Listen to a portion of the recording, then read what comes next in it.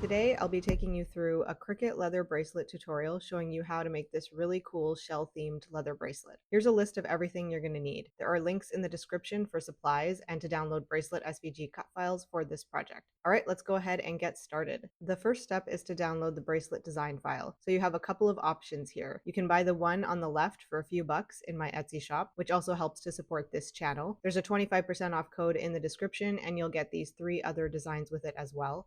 And if you'd rather go the free route, I've linked to some free designs in the description.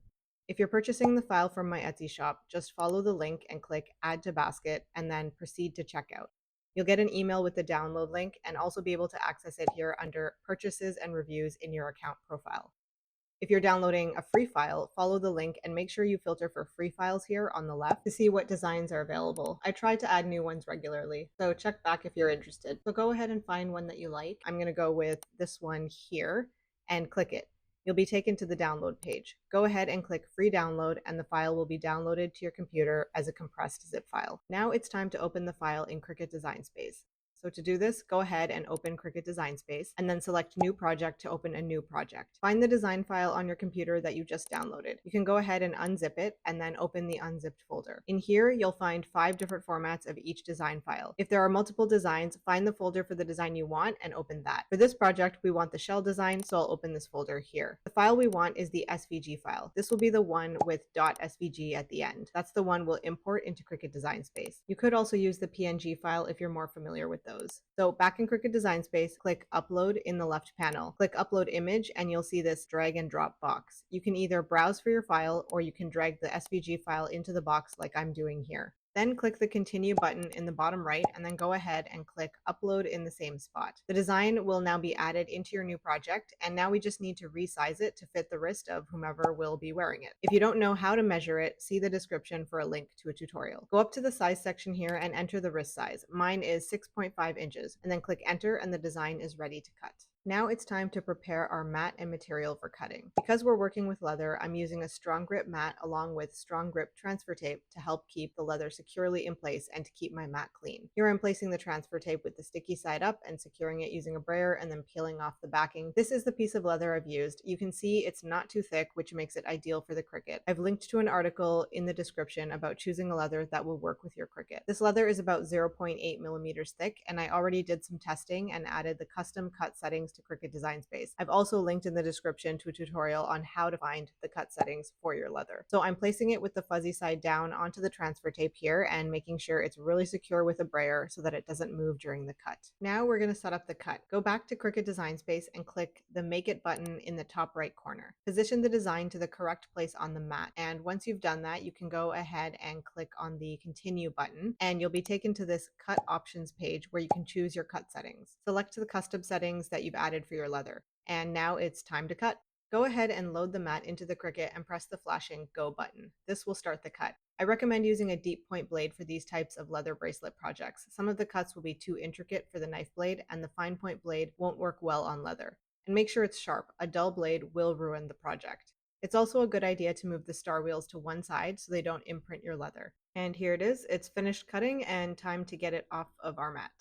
The next step is to weed the bracelet, which means just removing it from the mat and getting rid of all the little cut bits and then removing the transfer tape. So here I'm taking the bracelet off the mat using a spatula to help me peel it off.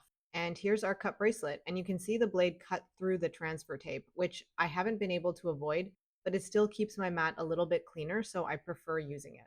So now I'm just peeling it off and then removing all the little bits from inside the cuts with a tweezer. This part can be a little bit tedious with these more intricate designs.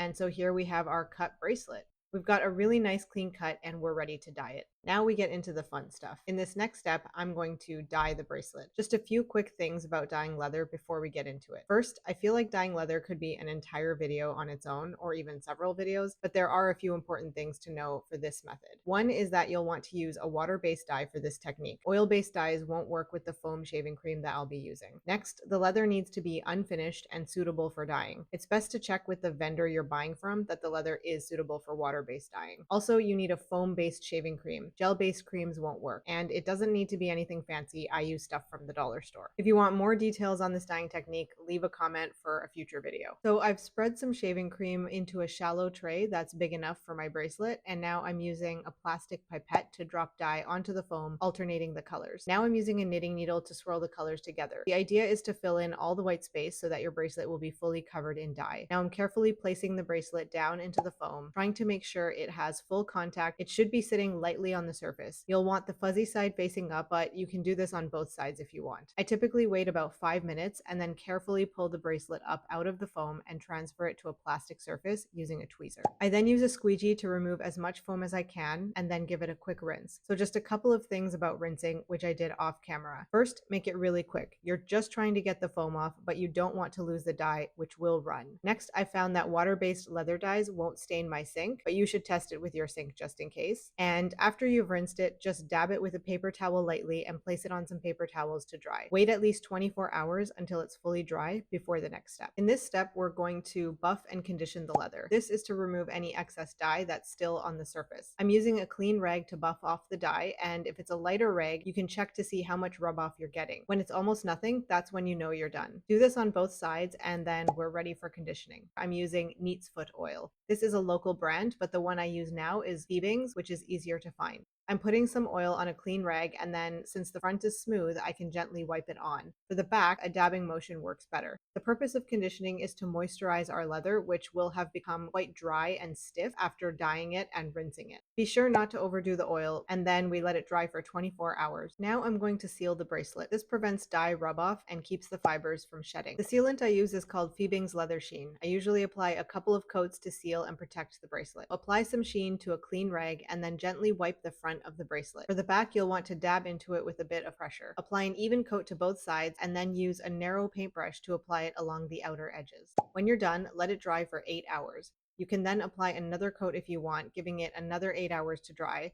To close the bracelet, I'm going to add a snap fastener. You'll need some snaps and the right installation tools. I've linked to this kit in the description that includes everything you need to install the snaps except for a hammer or mallet, which you're also going to need. The snaps I use are 12.5 millimeters. I also like to work on a wooden block to protect my table. The first thing you may need to do is make the holes bigger. This hole punch came in the kit. I positioned it over one of the holes and then gave it a few hits with the hammer for a nice clean cut. And then I repeat this on the other side so that we get 2 holes of the right size for our snaps.